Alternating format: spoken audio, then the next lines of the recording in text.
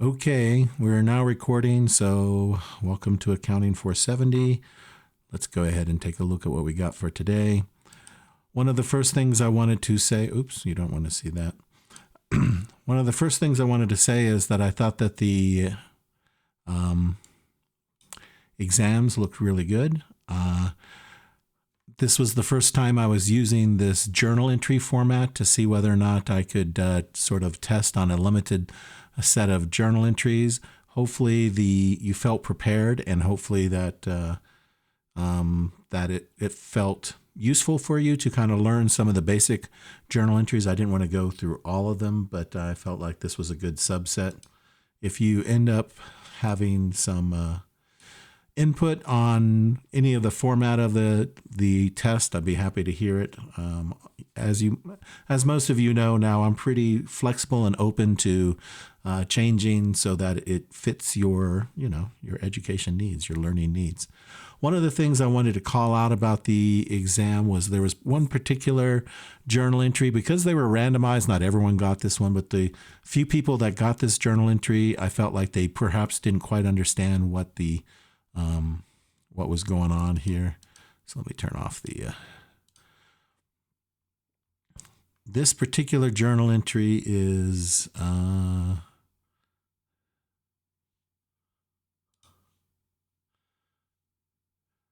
I think it is, sorry, just a minute. It was here. It is this one here. So accounting for governmental operating activities, government recorded gross property tax levies of $600,000 and 2% uncollectible rate and collected $575. The first part here was to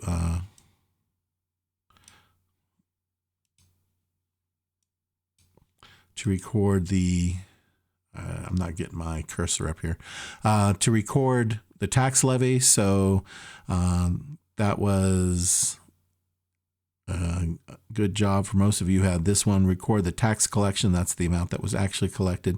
So you see the difference between what we were trying to collect. The gross property tax levy was $600,000. What we did collect was $575, and that left us with a tax receivable current down here of $25,000.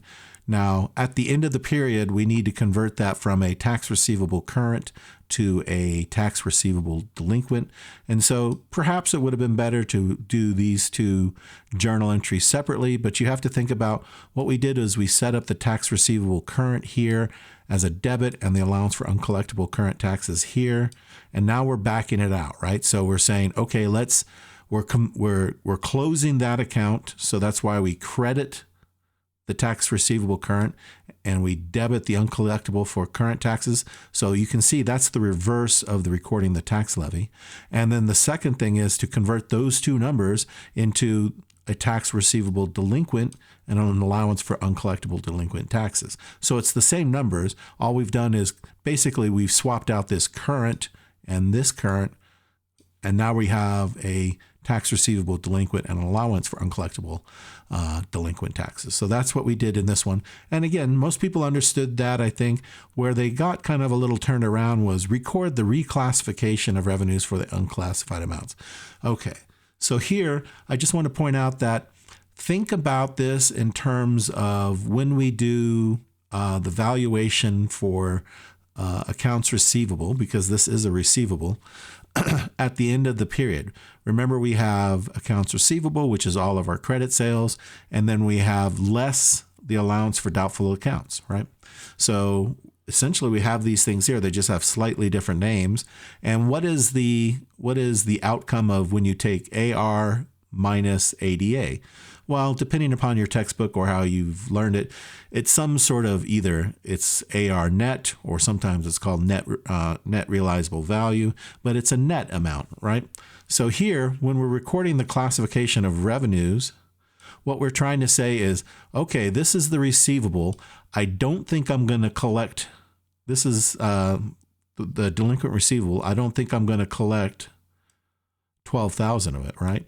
So if I had to reclassify this revenue as unavailable for the future, Well, it would be the difference, right? It would be the receivable minus the uncollectible amount equals 13,000. I got a few people who were telling me it should be 12,000 because it should be the 2% times 600. No. It's the net of these two numbers, right? It's 25,000 minus 12,000. So that's the reclassification of revenues. And you notice here, we're also backing this out too. We've identified revenues up here as a credit, and we're basically taking that amount out of revenues and we're putting it into the deferred inflows of resources dash unavailable revenues. Okay. Anyway, I thought that was one that I saw a couple of people weren't quite sure, or it kind of gave me the pause to say, might as well just go over it.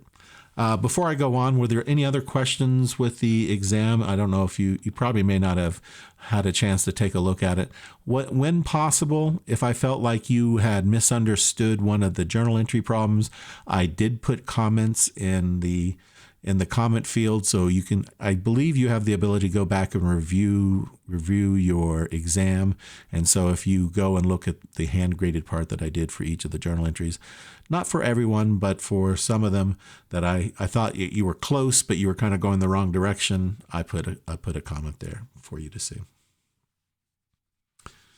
All right. Okay. Well, let's keep going. And if you have a question, you can go ahead and type it in, or you can, scream out loud, however you want to do it. I think the next thing I want to talk about is the idea that we have a couple of more weeks, and I've gone over this with my other classes, obviously, and we're here on the 20th, Wednesday the 20th. So next week, is Thanksgiving. And so obviously the day that we normally have our class would be a day off. But I think we've got some material to go over. And so rather than having a live class next week, I will be recording something and posting it. And then we've basically got, 1 or 2 more weeks. So what I have done is we're going over chapter 6 now, and I know I've put it off a couple of times, but I want to make sure people have weekends in between from when I go over it and when it's due.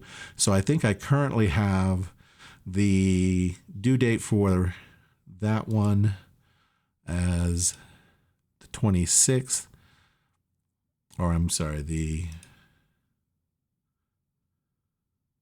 25th.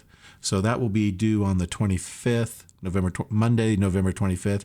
And then 7 and 8 are 2 relatively small chapters, and I'm going to combine them because one is on component units and one is on fiduciary. I'll have to double check.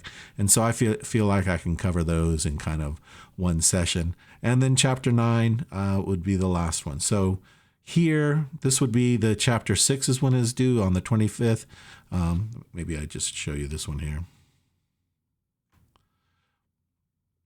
So that's next Monday. This will be the Monday after Thanksgiving, and this will be the last Monday of our course, so that we'll have up through chapter 9 assigned. And as you can see, there's one very studious student who's already completed it. I haven't checked their progress. So for those of you, I could tell there were still, not half of you, but at least a third of you that were still kind of probably waiting for some sort of extra information to be able to finish it. So we'll do that tonight. I will basically go over the outline, and then I will look at the couple of the more involved questions at the end, like we did before. Now, as far as the final exam, I will handle it like I've been handling the audit exam, which is, of course, we're going to be doing it online. I will make the window from the earliest I can start the window, or the final exam window is Thursday, the December 12th. So I'll open it then, and I will go to the following Tuesday. The reason why is because I understand from some students that is there's graduation in there. So rather than trying to interfere with their graduation, I will just make the window from Thursday the 12th through Tuesday the 17th. Is that okay with everyone? And I'm going to try and do this sort of the same format that we just did with this last test. Sort of, questions from the sample questions, a couple of made up questions or new questions, and then some journal entry journal entry questions. Well, I'll just let you ponder that. If you have some ideas or thoughts, please let me know. I'm open to hearing what you guys got going on. Let's go ahead and take a look at, let's see, that was that one. Okay.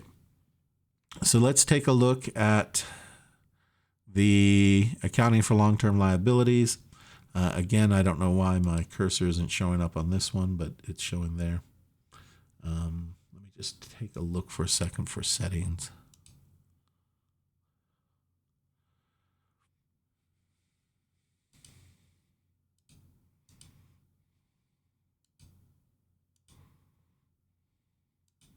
There's usually something about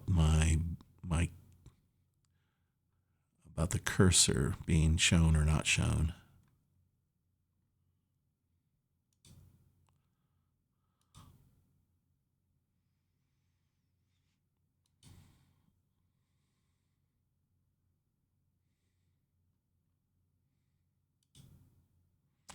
Oh, well, I don't see anything immediately. Appearance, nope. General updates, output, snapping.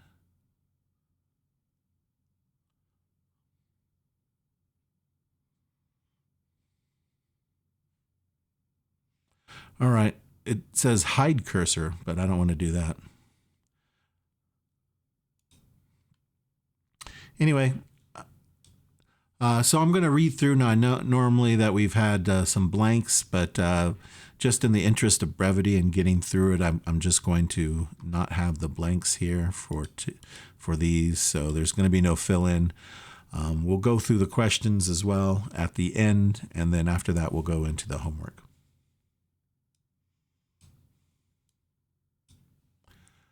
Accounting for general long-term liabilities. Now, I do feel like this is an important section because one of the, obviously we spent a lot of time on the previous chapter looking at, tax revenue, right? Tax is one of the main areas where governmental jurisdictions get their resources.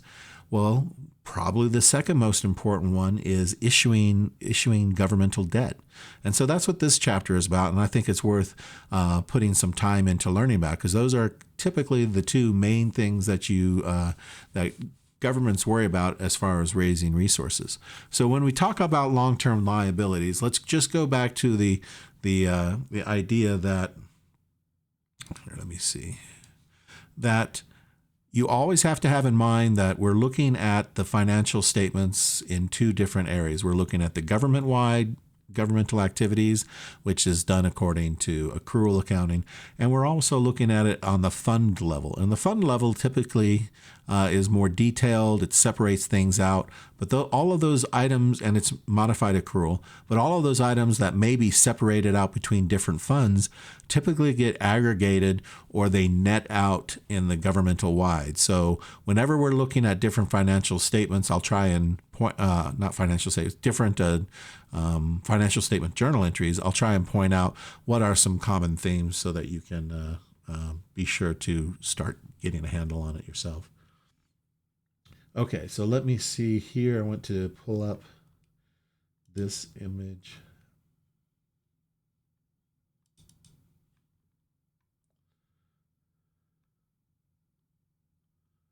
Which is...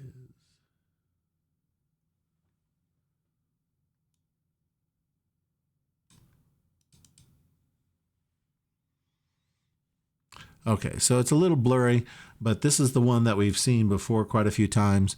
And just remember up here at top, we're talking about the governmental activities. These are the ones that are more accrual focused. And down here in the funds are more of the governmental modified accrual. So what are we talking about today?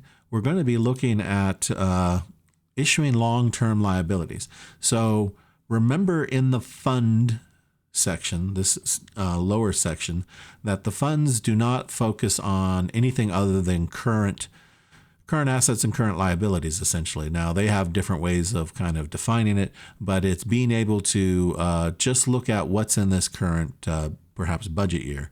And those are the only things that we're allowed to kind of discuss and report in the funds.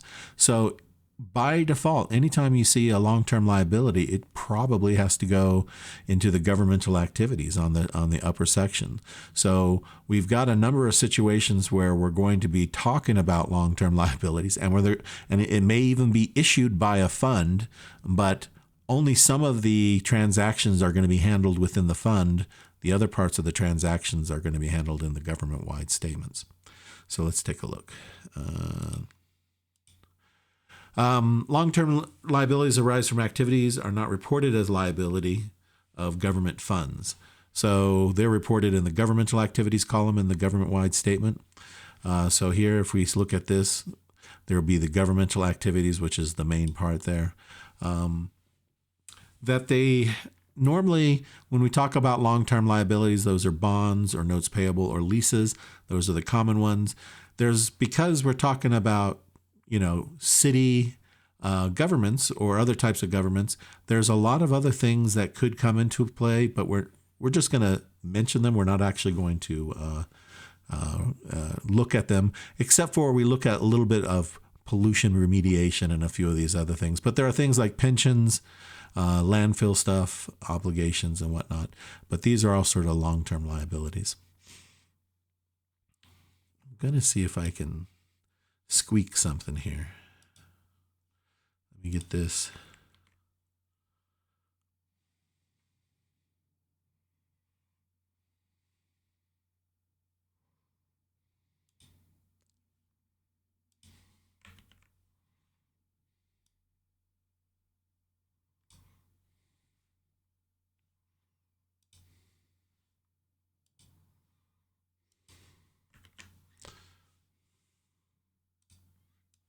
If I can get this to align up.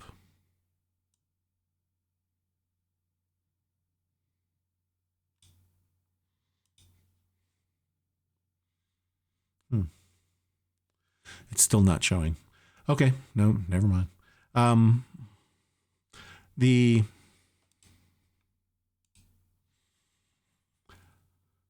governmental fund types that we've looked at previously have been the general fund, the special revenue fund, and the capital projects fund, right? We've looked at those kind of as being able, as areas that we've raised revenue separately. Now we're going to look at the debt service fund. And what is its purpose?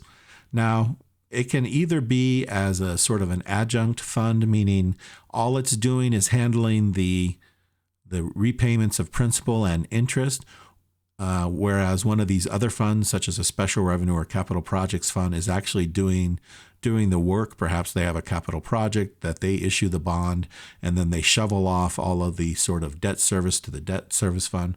Or in some cases, you actually raise you issue the bond out of the debt service, and it does it all. It raises the cash, and it does payments of the principal and interest. Here, we only account for short-term liabilities paid from fund assets. Proceed from long-term debt may be placed in any one of these types of funds. That's correct.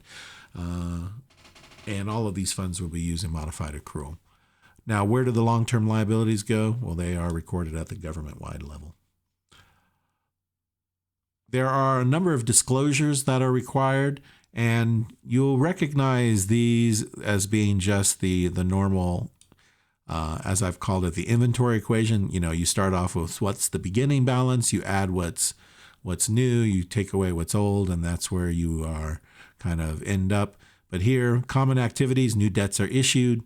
Previously authorized debt is that you have been authorized but hasn't actually been brought in the cash. You go ahead and issue that.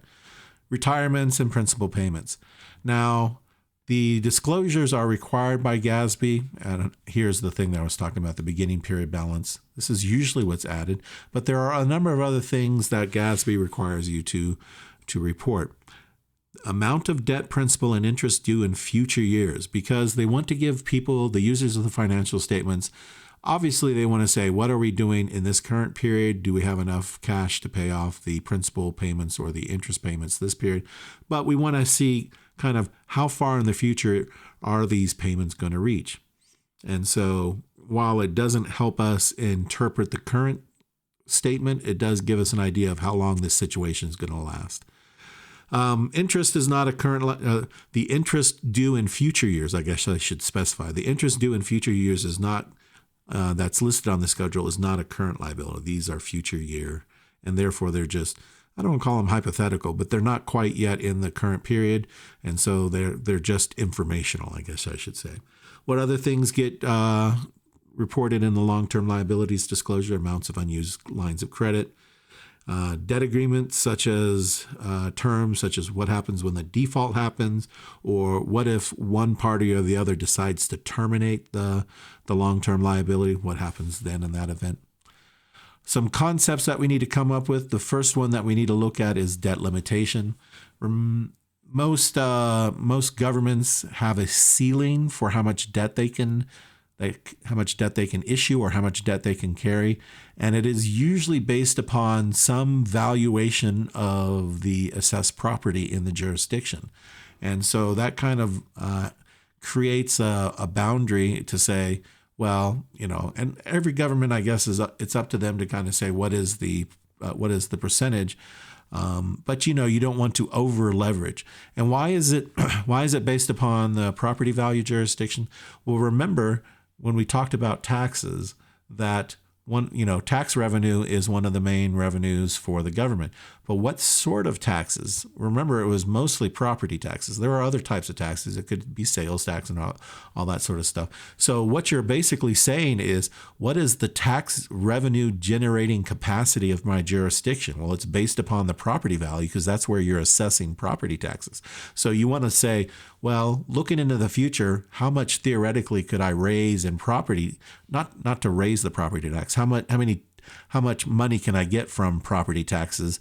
And that should be, well, you don't want that money, you don't want that amount to be under your interest payments, right? If you have taken out so much debt that even your property taxes can't cover the interest payment, let alone the principal payment, well, that's a bad thing. So there's usually some sort of negotiated legal limit to the amount of long-term debt at any particular point.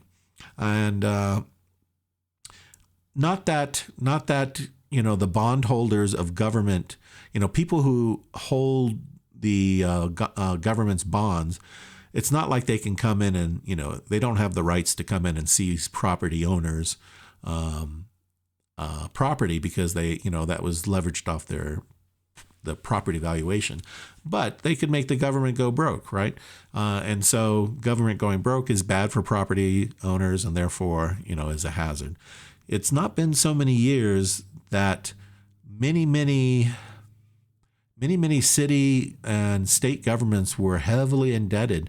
And although I think it's taken a turn for the better, there were several, high-profile major cities that, went broke. And, I'm thinking like Detroit was maybe one of them, and a few others like that.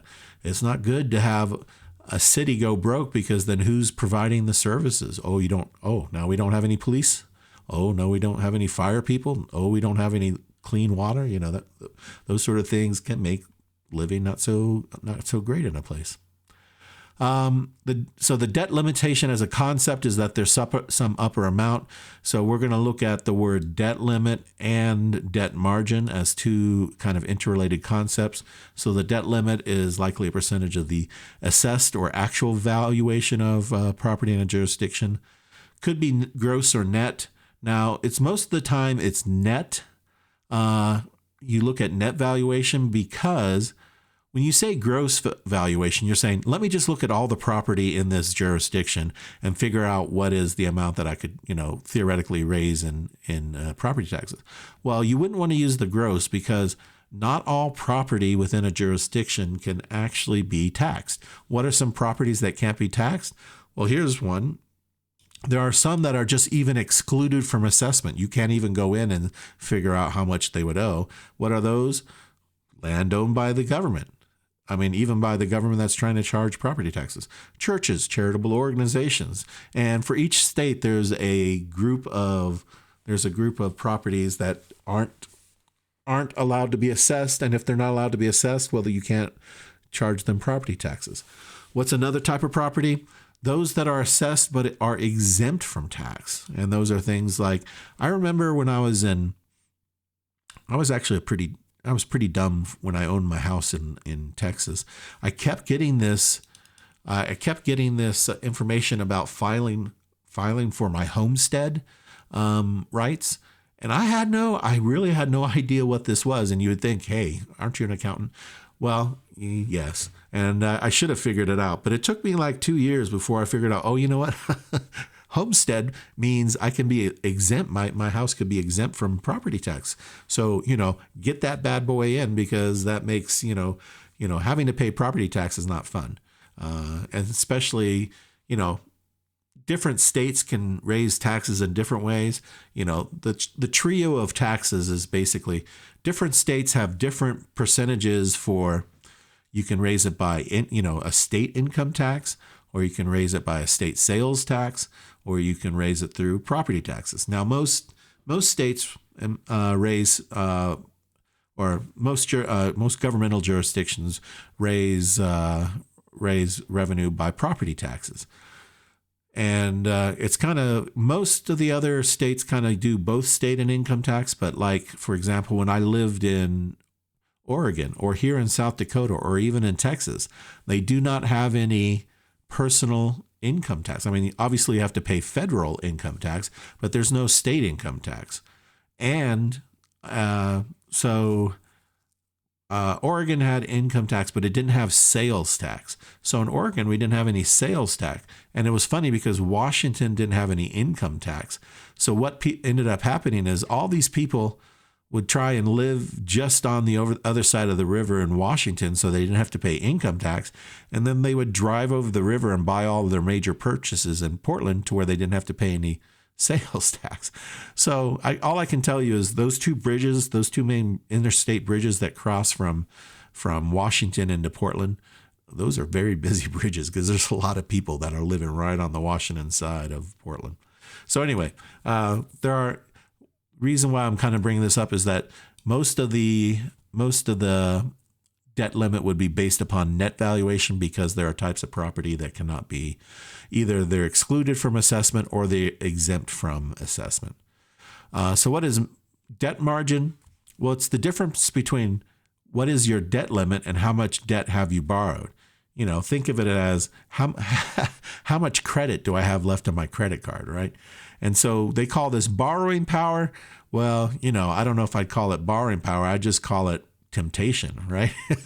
Oh, I can borrow a lot more, that sort of thing. And of course, what respectable government isn't going to borrow as much as they can, right?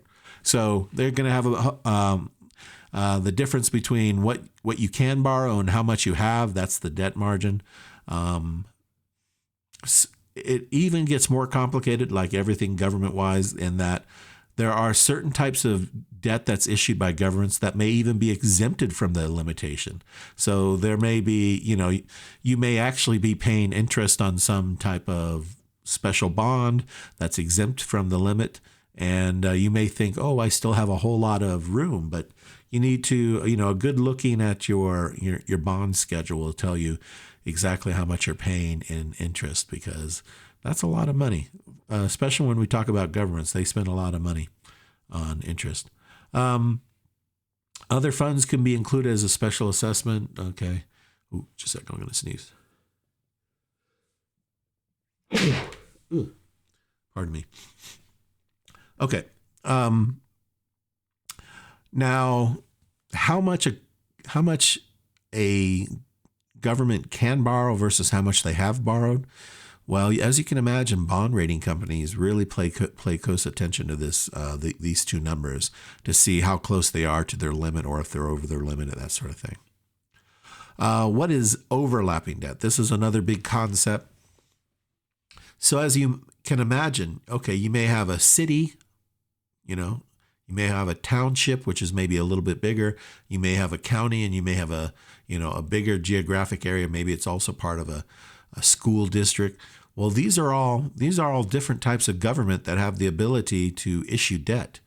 And remember, they're likely issuing debt based upon, this debt limit. This is the net valuation of property. So think about that for a second. Different jurisdictions can claim the same piece of property as part of their debt limit, right? If we just take two of them, the city and the county can both look at a piece of property in the city and say, that piece of property is within my jurisdiction. That goes towards my debt limit.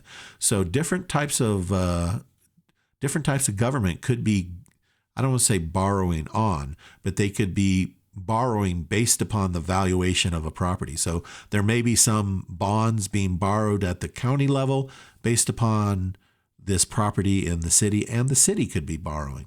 So that's what we call overlapping, is that multiple jurisdictions may have a certain property within their jurisdiction, and they're all using that as part of their calculation on how much they can borrow. That seems like it could be a problem, right? I don't think this is not a concept I think I read a lot about in the financial press, but it's a real issue because, we're all basing on this idea that I can collect taxes from this property. But, imagine like back in 2008 when you had the subprime mortgage crisis. Well, you may have had multiple different types of governments who are all trying to collect taxes from these people who were defaulting on their mortgages. So it had a kind of a cascade effect. Not only were they defaulting on their mortgages, but they were not paying their property taxes to multiple different jurisdictions. And so they all had shortfalls in their revenues as well. So that could be an issue. So overlapping debt is a thing, I guess I want to say, and that we keep track of it. But again, it's not really reported that often in the press. And so this is one of those kind of, insider knowledge type things. So although no single jurisdiction is over the debt limit, it could be used multiple times for multiple debt issuances. The total amount of indebtedness being supported by tax or property. So on each government's bond schedule, they need to say, what is the direct debt? In other words, what is the debt that we've issued based upon the valuation of this property? And that's what we call the direct debt, and that we're servicing this debt based upon, we're levying property taxes on this property. And then they also should report the overlapping debt. What other jurisdiction is also trying to collect certain amounts of taxes from this property for their own debt issuance? And to be honest, I've known about this concept for a long time, but I don't know how you verify what other jurisdictions are using a particular property as part of their debt limit. I don't know if there's some sort of clearinghouse or how that gets reported, but it seems kind of an interesting niche topic. Again, there is no rules about or specific limitations on the overlapping debt. It just needs to be tracked, or they do track it. And I don't know if I've ever read a report about an issue there, but it'd be interesting to see if that has been a problem in some sort of financial, governmental or city government or county government crisis. Okay, so we've got a couple of these terms in our pockets. Let's go ahead and take a look at what the debt service funds are. When we talk about issuing a bond, and that's most of the time what we're talking about when we call debt service fund, we're issuing bonds. Long-term debt payments are both principal and interest. We refer to a bond indenture. That's the legal document. When we have revenues from taxes that are restricted for debt service, they're recorded in the debt service fund. Debt service funds are used for general long-term liabilities. So in the textbook, they have a list of a couple of other type of very special long-term liabilities, and they go in their own funds. Like I think there's a fiduciary long-term liability. But as long as we're just talking about general, meaning it's not restricted to any particular type of usage, then we'd call that a general long-term liability. Typically, they're issued to cover projects or to cover, general debt. How many funds do we have to have? Well, GASB allows for them all to be consolidated in one debt service fund as long as the local laws allow. Now, sometimes local laws require them to be broken out into individual debt service funds, and just realize that that's not the accounting standard. I mean, the accounting standard, of course, allows for multiple ones, but the accounting standard basically says you could just consolidate them all into one fund and track it that way, and that would still be GASB compliant. But it seems like a smart idea to be able to separate them out because, I mean, the whole idea of a fund, we've got special revenue funds, we got capital project funds, debt service funds.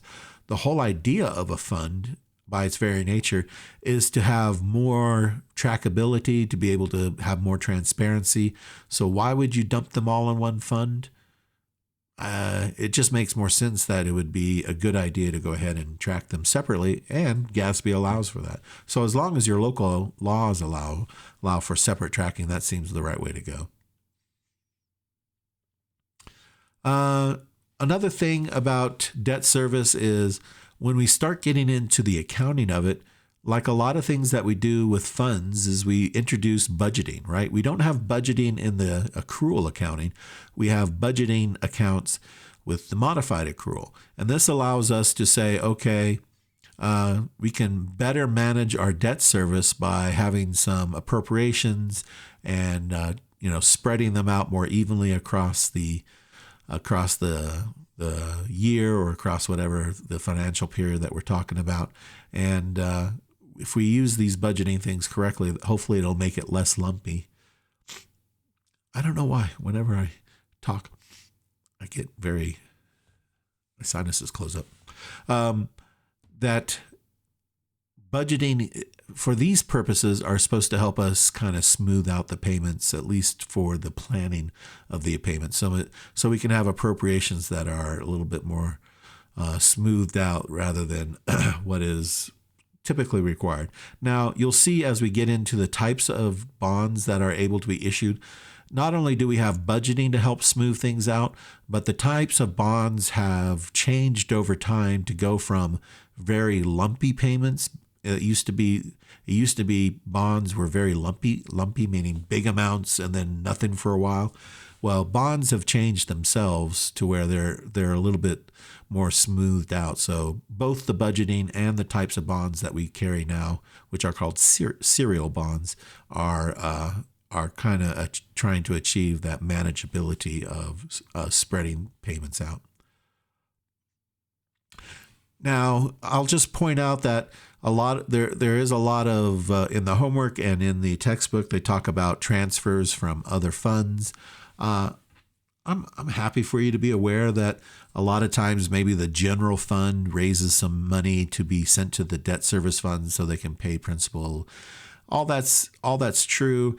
I don't feel the need for us to kind of get too into the weeds as far as which funds can transfer money into the debt service fund. Almost any of them can, if they have excess money. There's going to be one or two that I would talk about here specifically.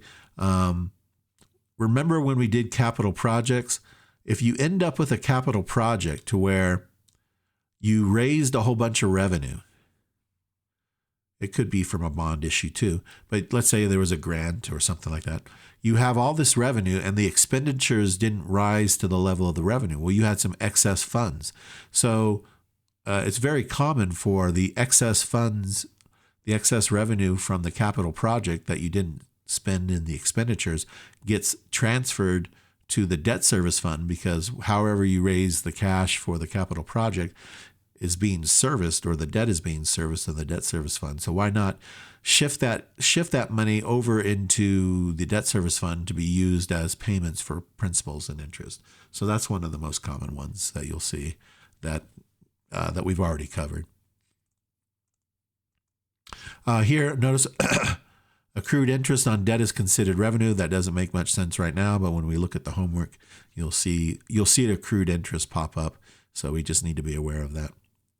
What are the type of bonds? Well, it used to be bonds were called term bonds, meaning you would pay interest as you went along, but then you would have your final payment, which would be the last bit of interest and the repayment of the principal. And so that would be a large balloon payment. In fact, that's one of the big deals about why 2008, the subprime mortgage crisis happened, is if you look at the data, it was trending in a bad way, but the majority of these bad loans all had balloon payments sort of at the same time.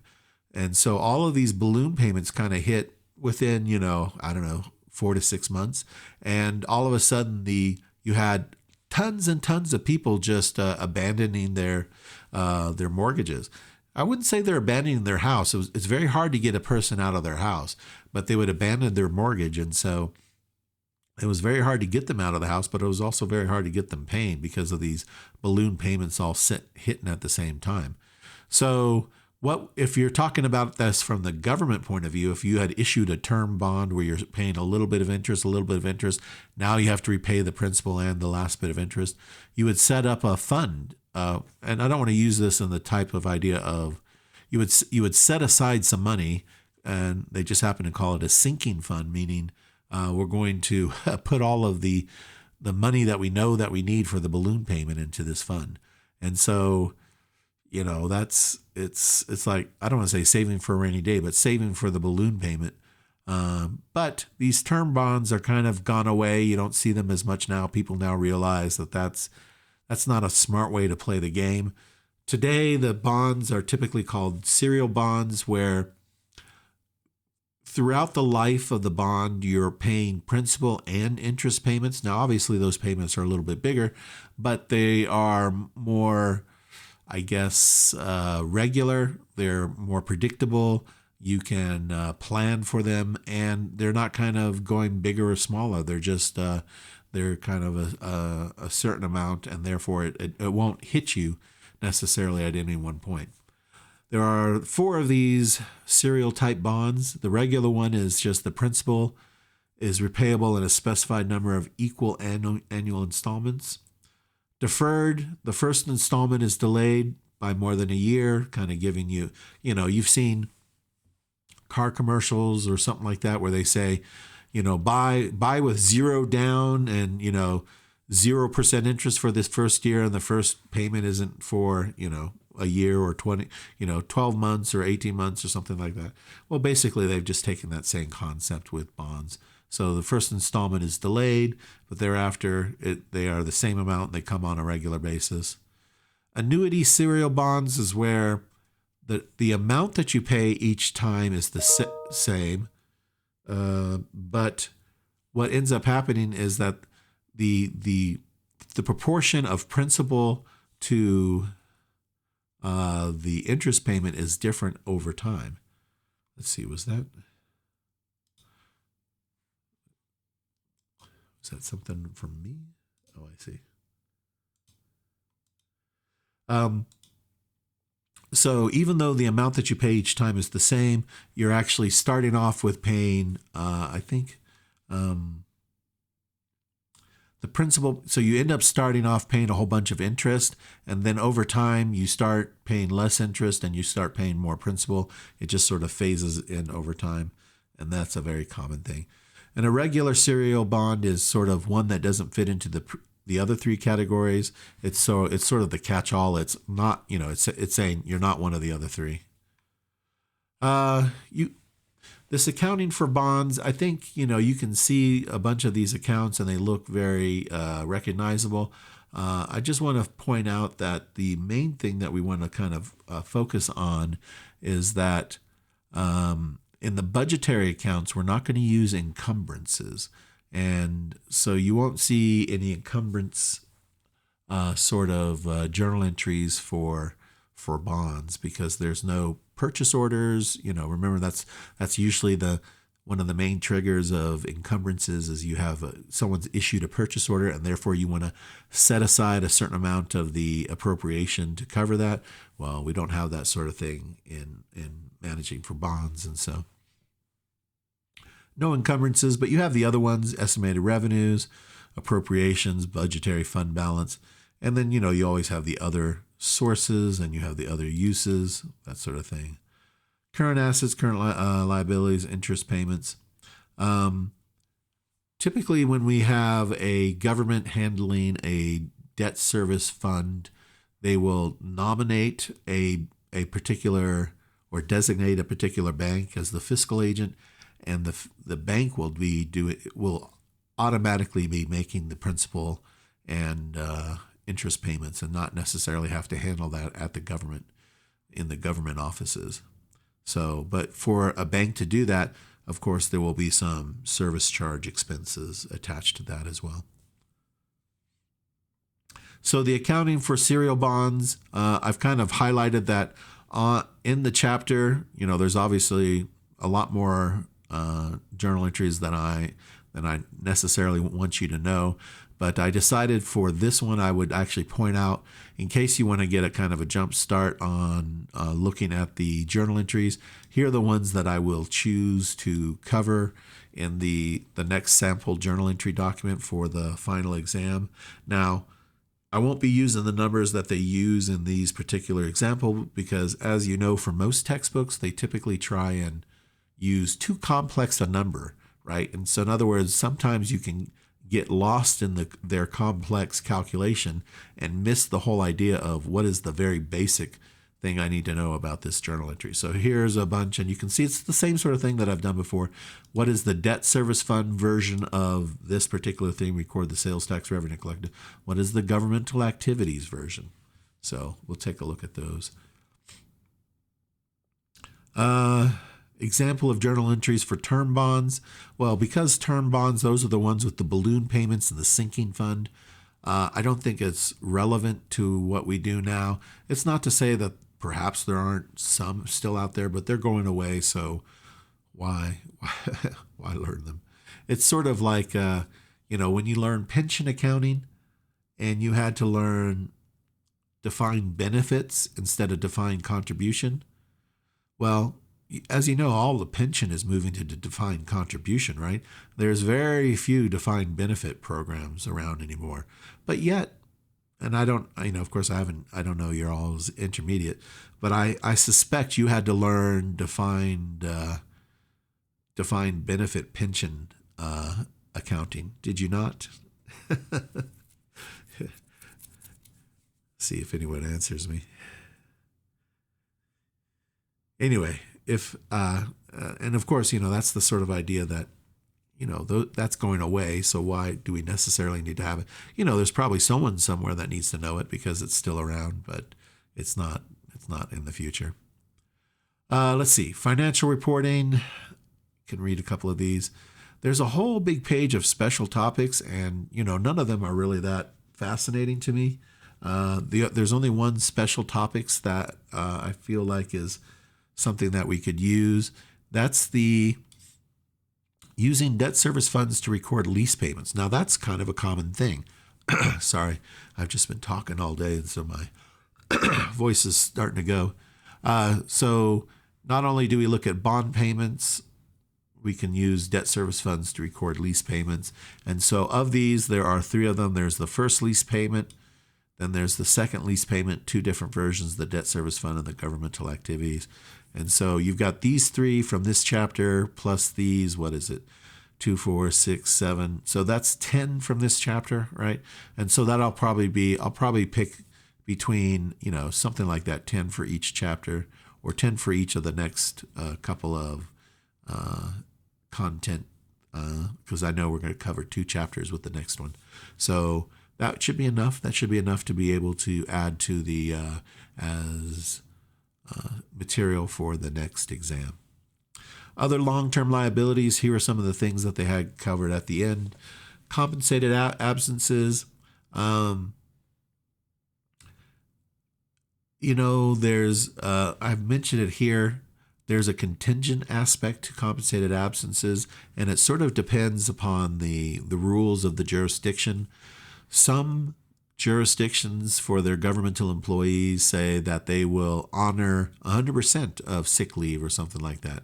Or there may be a portion that they say you have to use for sick leave and other stuff is personal time. I mean, I've seen places where they have divided it up that way. And so there may be some of the sick leave that people have accrued that they don't have to pay for. So there's some sort of, you have to record a liability for the extent that it's probable that people will exercise their right to be paid for this liability in the future. And so I'm just kind of showing you this as compensated absences isn't necessarily straightforward. It can be a little bit of estimation in there. Pollution remediation obligations. Well, I'm trying to think. You probably haven't even, this probably hasn't even crossed your radar. But I'll tell you, back in the 80s and 90s, this was a huge deal. We had something called the Superfund.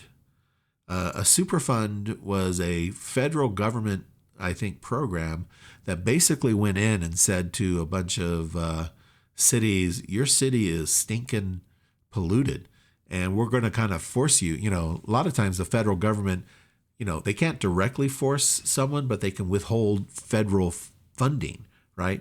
Like a lot of places say, oh, I don't want to do that. And then the federal government says, well, guess what? We're not paying for your interstates. Oh, hold it. We need our interstates. So the federal government basically got a bunch of cities on the map saying, we need to, so when you talked about a Superfund site, it sounds like a good thing, but no, a Superfund site was someplace that was very badly polluted, and that the federal government was in conjunction with the city or, the local government was trying to clean it up. You may not remember, but you've probably heard of how polluted LA used to be. LA used to be very, very polluted. It was so smoggy you couldn't see anything. And there's been lots of different places that have become Superfund sites. So that wasn't a badge of honor. That was kind of a badge of shame to be considered a Superfund site. So when we're talking about pollution remediation, it may not be as big a deal now, but it used to be quite the big deal. That used to be something that you'd have to get on top of. Responsibility related to cleanup of hazardous waste resulting from pollution. Here's the 5 obligating events. It endangers public health. There's a violation of some rule of pollution prevention. The local government is named as a responsible party to a remediation, like let's see, I can't remember some of the nonprofits that used to sue governments, but there were some out there. Things like, this isn't directly related, but like Greenpeace. Greenpeace would go out there and say, you can't hunt the whales, and all that stuff, which is great. Don't get me wrong. They did a lot of good things, but they basically were a nonprofit that forced other either commercial or governmental entities to take notice. So that's what we're kind of talking here. They're named as a responsible party to a remediation. Government is named in a lawsuit, or they actually step up and, they legally obligate themselves to doing remediation. And when does this happen? When do they legally obligate themselves? They usually do it before someone else can do it, right? Now, if you legally obligate yourself, you have a little bit more control over the terms of the remediation. Whereas if you lose a lawsuit, well, you just got to eat it. You got to, whatever the decision of the lawsuit, you've got to abide by. But if you say, well, it's looking bad, let's go ahead and pass our own local law that will do it. Well, that usually holds off any other big fish that are looking to sue you. So legally obligate yourself before someone else does it for you. Claims and judgment. I'll just point these out as, these are the same thing as any sort of lawsuit. When you learned about contingent liabilities, remember, contingent liability had to be probable and reasonably estimable for it to be a contingent liability. Same thing here. For the non-government and nonprofit, it still has those two criteria. So if it's not probable or it's not reasonably estimable, then you don't have to record the contingent liability. What do you have to do? Well, you most likely have to disclose, right? Something like that. Okay, that's kind of the chapter. Let's see, we got it done in relatively about 50 minutes. I'm going to go ahead, kind of pause right here. Does anyone have any questions? From this, we're going to kind of jump into the into the questions at the end of the chapter. I mean, my sample questions is what I mean. Okay.